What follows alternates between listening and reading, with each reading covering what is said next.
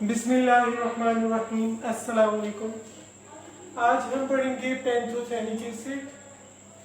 ये भी एक वाटर सोल्यूबल वाइटामिन ही है। वाटर सोल्यूबल वाइटामिन, ठीक है। ये आपने याद रखना, ये है वाटर सोल्यूबल वाइटामिन, ठीक है। उसके अलावा जो आपको इसके बारे में पता होना चाहिए वो ये है कि ये वाइटामिन वाइटामिन B5 कहलाता है, ठीक है। आपसे अगर पूछा जाए तो आपने याद रखना है ये वाइटामिन B5 है। उसके अलावा आप इसको एक और नाम भी रखते हैं जिसको आप कहते हैं चिक एंटी डर्माटाइटिस फैक्टर। चिक एंटी डर्माटाइटिस फैक्टर। उसके बाद जो आपको पता होना चाहिए ये है कि ये इसकी इंपॉर्टेंस पता होनी चाहिए कि ये कोएंजाइम ए ही जो है वो मेटाबॉलिज्म में इन्वॉल्व होता है। कोएंजाइम ए की सिंथेसिस में इन्वॉल्व होता है। ये इसका इंपॉर्टेंट पॉइंट है, ठीक हो गया। उसके बाद अब हम आते हैं इसके जो कंपोनेंट्स हैं उसके बारे में। पहले आपको केमिस्ट्री आपको इसकी पता चलनी चाहिए केमिस्ट्री क्या होती है। सो हम इसकी केमिस्ट्री की तरफ आते हैं। केमिस्ट्री आपको बताना चाहिए कि जो पेंटोथेनिक एसिड है वो दो पार्ट से मुश्तमिल होता है। पेंटोथेनिक एसिड दो पार्ट से होता है मुश्तमिल। एक होता है पेंटोइक पार्ट, ठीक है, पेंटोइक एसिड, पेंटोइक एसिड, और दूसरा है बीटा एलानिन, ठीक हो गया। ये दो पार्ट से मुश्तमिल होता है। उसके बाद आपको पता होना चाहिए कि इन दोनों के दरमियान क्या होता है, पेप्टाइड लिंकेज होता है। ये भी इंपॉर्टेंट चीज है कि इनके दरमियान क्या है, पेप्टाइड लिंकेज। अब मेटाबॉलिज्म जो है वो हमारी फर्स्ट ईयर में शामिल नहीं है, इसलिए आपको पता होना चाहिए कि जो पेंटोथेनिक एसिड है इससे कोएंजाइम ए की सिंथेसिस कैसे होती है। बस आपने ये याद रखना है कि इसकी बीटा एलानिन और पेंटोथेनिक एसिड जो पार्ट पेंटोइक एसिड पार्ट है ये दोनों पेप्टाइड लिंकेज के जरिए ज्वाइन होते हैं और एक फॉलोइंग प्रोसीजर लेके आते हैं जिसकी वजह से क्या सिंथेसिस करते हैं, कोएंजाइम ए की सिंथेसिस करते हैं, ठीक हो गया। उसके बाद आपको ये पता होना चाहिए कि कौन कौन से कंपाउंड्स ऐसे होते हैं जो कोएंजाइम ए को इन्वॉल्व करते हैं, ठीक है। तो आपको पता होना चाहिए सबसे पहले है acyl COA, acyl coenzyme A, acetyl coenzyme A, और तीसरे नंबर पर आप ले लें सक्सिनाइल कोएंजाइम ए, ठीक है। ये नाम भी आपको याद होना चाहिए और इनके स्ट्रक्चर भी याद होना चाहिए। तो देखिए हम स्ट्रक्चर कैसे ड्रॉ करते हैं, RCOO, ठीक हो गया, कोएंजाइम ए। उसके बाद H2COS, ठीक है, कोएंजाइम ए। उसके बाद है सक्सिनाइल कोएंजाइम ए। इसको आपने कैसे याद रखना है, CH2 C+O,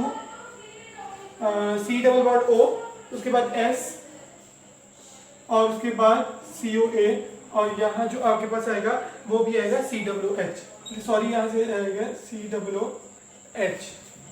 उसके बाद जो आपको पता होना चाहिए वो ये है कि इसमें, अच्छा, अब आपको इसके बायोकेमिकल फंक्शंस के बारे में पता होना चाहिए, इसके कौन कौन से फंक्शन है। तो आपको इसकी बायोकेमिकल फंक्शंस देखने से पहले आपको इसकी RDA रिकमेंडेड डाइटरी अलायंस के बारे में पता होना चाहिए और डाइटरी सोर्सेज के बारे में पता होना चाहिए। तो हम पहले वो डिस्कस करेंगे। ओके, अब हमें पता होना चाहिए इसकी रिकमेंडेड डाइटरी अलाउंस क्या होती है। तो रिकमेंडेड डाइटरी अलाउंस इसकी जो होती है वो 5 से 10 मिलीग्राम होती है जो एक अडल्ट ह्यूमन को रिक्वायर्ड होती है। वैसे ये अननोन है लेकिन ये रिसर्च के जरिए 5 से 10 मिलीग्राम जो है वो हमने एस्टिमेट लगाया है। उसके बाद जो आपको पता होना चाहिए वो है इसके डाइटरी सोर्सेज। डाइटरी सोर्सेज इसके प्लांट्स और एनिमल्स दोनों से कॉमन है, डाइटरी सोर्सेज, ठीक हो गया। अब इसके डाइटरी सोर्सेज जो प्लांट्स और एनिमल्स दोनों से कॉमन है वो आपने याद रखना है, liver, egg, meat, liver, egg, meat, ठीक हो गया। और इसके अलावा आपके पास जो आते हैं वो इसमें यीस्ट भी आए थे और मिल्क वगैरह भी आ जाते हैं। मिल्क याद रख लीजिए और यीस्ट भी याद कर लें, ठीक हो गया। अब आपके पास जो हमने अभी तक डिस्कस कर ली चीजें वो है name, importance, chemistry, compounds, RDA, sources. अब हम आते हैं बायोकेमिकल फंक्शंस की तरफ। तो बायोकेमिकल फंक्शंस हम डिस्कस करते हैं इसके in a detail view. Okay, let us discuss the biochemical functions. Biochemical functions आपको इसके पता होने चाहिए कि कौन कौन से। सबसे पहला जो इसका फंक्शन है वो याद रखना है आपने ये कि ए जो कोएंजाइम ए है ये इन्वॉल्व होता है metabolism of carbohydrate, lipids and proteins. तो आप सीधा सीधा याद रखिएगा मेटाबॉलिज्म के अंदर इसका रोल है, ठीक है। दूसरे नंबर पर जो आपको इसका फंक्शन आना चाहिए वो ये है कि कोएंजाइम ए जो है उसका एक टर्मिनल थायोल रिंग भी होता है। थायोल या आपके पास सल्फोहाइड्रिल ग्रुप, थायोल या सल्फोहाइड्रिल ग्रुप जो होता है, सल्फोहाइड्रिल ग्रुप होता है, ठीक है। ये ग्रुप जो होता है ये रिएक्टिव होता है, ठीक हो गया। और आपने जो याद रखना वो ये है कि कोएंजाइम ए जो है वो डिफरेंट एंजाइम्स की जो है वो ये जो डिफरेंट एंजाइम्स एंजाइमेटिक रिएक्शंस होते हैं उनके अंदर भी इन्वॉल्व होते हैं एंजाइमेटिक हेल्पिंग के लिए, ठीक हो गया। एंजाइमेटिक रिएक्शंस वगैरह के अंदर भी इन्वॉल्व होता है। अब आपके पास कुछ एग्जांपल्स होनी चाहिए जिससे आपको पता लगे कि वो एंजाइमेटिक रिएक्शंस में कैसे इन्वॉल्व होता है। तो सबसे पहले आपके पास एक ही एग्जांपल मैं डिस्कस करूंगा वो ये है पायरुवेट। कोएंजाइम ए की प्रेजेंस में पायरुवेट डिहाइड्रोजिनेज ये किस में कन्वर्ट होगा, एसिटाइल कोएंजाइम में, एसिटाइल कोएंजाइम ए में कन्वर्ट होगा, ठीक हो गया। दूसरे नंबर पे वो कहते हैं कि मेटाबॉलिक रिएक्शंस के अंदर ग्रुप ट्रांसफर जो होती है वो वेरी इंपॉर्टेंट चीज होती है जो कोएंजाइम ए की बाउंडिंग फॉर्म में के साथ होती है। मतलब कि इन्होंने जो है वो कोएंजाइम ए के साथ बाउंडेड फॉर्म में जो है वो ग्रुप ट्रांसफरिंग होती है। मतलब जैसे देखिए एसिटाइल सीओए, हमने पहले भी एग्जांपल देखी कि जो एसिटाइल सीओए है, अब यहीं से आप लोग ले लेते हैं कि ये जो एसिटाइल सीओए है इसमें जो है वो कोलिन की प्रेजेंस में, कोलिन ये आपने एडिशन की तो ये एसिटाइल कोलिन कोएंजाइम ए बना दिया, ठीक है।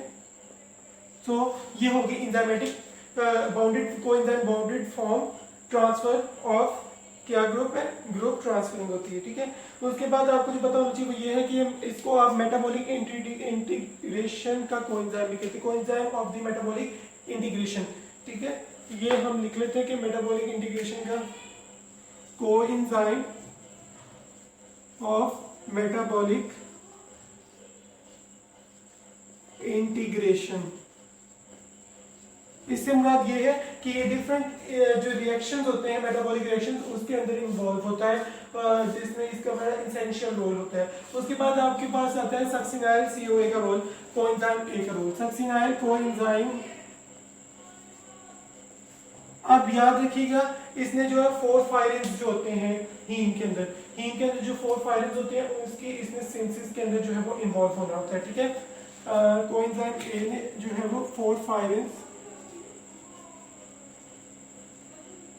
ऑफ हीम की सिंथेसिस के अंदर इन्वॉल्व होना होता है और ये इंपॉर्टेंट पॉइंट है कि पेपर में पूछ लिया जाता है, ठीक है। ओके, अब आपके पास जो है वो आखिरी जो इसका पॉइंट है वो ये है कि इसने जो है वो पैंथोथेनिक एसिड ने किस में इन्वॉल्व होना होता है, फैटी एसिड्स की सिंथेसिस के अंदर इसने जो है वो इन्वॉल्व होना होता है। फैटी एसिड की सिंथेसिस कैसे करनी है, इसने फैटी एसिड सिंथेस कॉम्प्लेक्स वगैरह की फॉर्मेशन करवानी होती है, ठीक है। इसने जो है ये उसके ही कंपोनेंट होता है, फैटी एसिड सिंथेस कॉम्प्लेक्स का ही कंपोनेंट होता है जो फैटी एसिड की सिंथेसिस करवाता है, ठीक है। तो ये आपके बायोकेमिकल फंक्शंस हो गए। अब हम डेफिशिएंसी सिम्टम्स देखने से पहले एक डायग्राम से इसको समझ लेते हैं। ओके, हमने अब तक जो है वो इसके बायोकेमिकल फंक्शंस भी देख लिए हैं।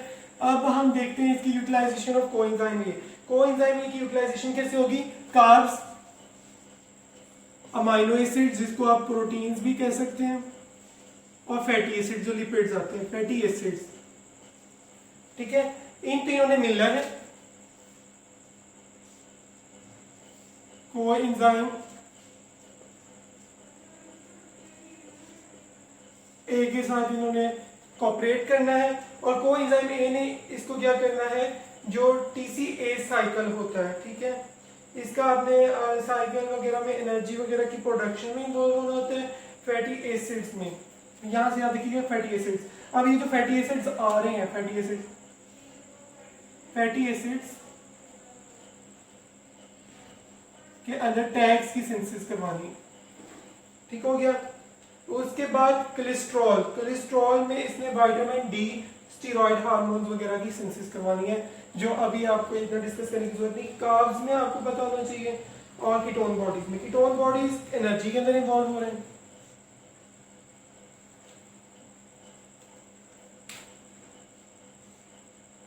कीटोन बॉडीज एनर्जी प्रोवाइड करेंगे। और कुछ साइकिल्स भी होते हैं जो एनर्जी प्रोवाइड करते हैं। कोलेस्ट्रॉल हमने कह दिया कि विटामिन कोलेस्ट्रॉल, इसमें विटामिन डी देना है और स्टेरॉइड हार्मोन्स, ठीक हो गया। और डिटॉक्सिफिकेशन में इन्वॉल्व होना, तो ये लास्ट इसका फंक्शन है कोएंजाइम ए का, डिटॉक्सिफिकेशन में इसका इन्वॉल्व। सो ये आपके समराइज कर लेते। कोएंजाइम ए ने कार्ब्स अमीनो एसिड का फैटी एसिड को यूज किया और इसने आगे डिटॉक्सिफिकेशन में कीटोन बॉडी से एनर्जी प्रोड्यूस की, फैटी एसिड से ट्राइग्लिसराइड्स प्रोड्यूस किए, असाइल ग्लिसरॉल्स प्रोड्यूस किया और कोलेस्ट्रॉल से इसने जो विटामिन डी और स्टेरॉइड हार्मोन्स की सिंथेसिस की। अब पैंथोथेनिक एसिड की डेफिशिएंसी हो गई है, सपोज इसकी डेफिशिएंसी हो गई है, तो इसके जो बायोकेमिकल फंक्शंस हैं वो उल्ट हो जाएंगे, ठीक है। कोएंजाइम ए की सिंथेसिस नहीं हो रही है, जिसकी वजह से एक कंडीशन होती है जिसको आप बर्निंग फीट सिंड्रोम कहते हैं, वो हो जाती है। इसकी कंडीशंस आपको पता होनी चाहिए कि इसमें क्या होता है कि नंबनेस हो जाती है, टोज वगैरह में पेन स्टार्ट हो जाती है, स्लीपलेसनेस हो जाती है और फटीग हो जाता है। इसका एक आपने याद रखना, फटीग, नंबनेस, पेन और उसके अलावा जो है स्लीपलेसनेस। उसके बाद आपके पास जो लास्ट नंबर पे चीज आती है वो ये है कि इसकी कॉजेज क्या होती हैं, कि इसकी वजह से आगे क्या क्या होता है वो आपको पता होना चाहिए। वो ये है कि इसने जो है वो फैटी लिवर करवा देना, स्टीरॉइड सिंथेसिस कम हो जाएगी, एनीमिया हो जाएगा। हमने इसकी डेफिशिएंसी सिम्टम्स भी देख लिए हैं, ठीक हो गया।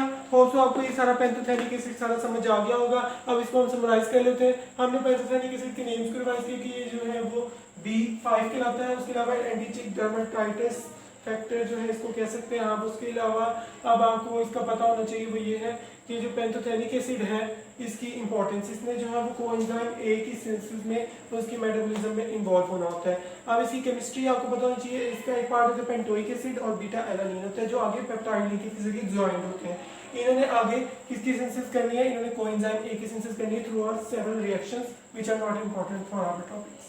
उसके अलावा जो आपको याद होना चाहिए वो ये है कि इसके अंदर डिफरेंट कंपाउंड में जैसे acetyl COA, acyl COA, succinyl COA के अंदर जो है कोएंजाइम ए की इंपॉर्टेंस देखी गई। तो उसके बाद आरडीए हमने देखी है 5 से 10 मिलीग्राम रिक्वायरमेंट है। सोर्सेज हमने देखी कि इसके एनिमल्स और प्लांट दोनों सोर्सेज होते हैं और वो हमने सोर्सेज भी देख लिए। उसके बाद हमने बायोकेमिकल फंक्शंस देखे कि इसकी जो बायोकेमिकल फंक्शंस है वो क्या है। सबसे पहले हमने कहा ये मेटाबॉलिज्म वगैरह में इन्वॉल्व होता है, को एंजाइम्स वगैरह एंजाइमेटिक रिएक्शंस वगैरह में इन्वॉल्व होता है, वो हमने डिस्कस किया। उसके अलावा हमने इसका एक थायोल रिंग देखा था, ग्रुप देखा था जो वेरी रिएक्टिव था।